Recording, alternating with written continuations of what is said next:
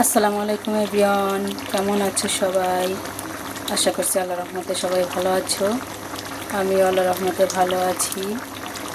এই যে দেখো, আজকে আমি সাহারির জন্যে গলদা চিংড়ি মিষ্টি লাউ দিয়ে রান্না করতেছি।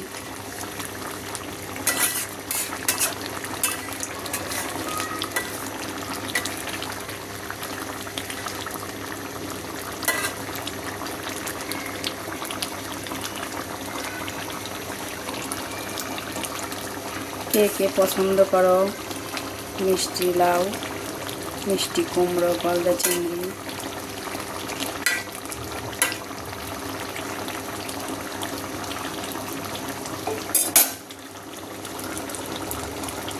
অবশ্যই জানাও, আমার মতো তোমরাও এরকম গলদা চিংড়ি মিষ্টি লাউ রান্না করে খাবার, দেখো কত মজা লাগে।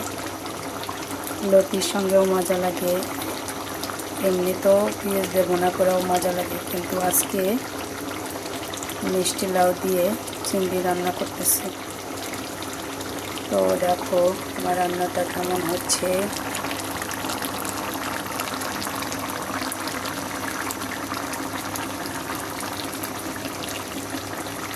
আশা করছি ভালো হবে।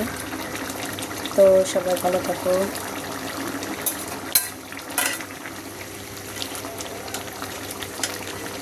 আসসালামু আলাইকুম।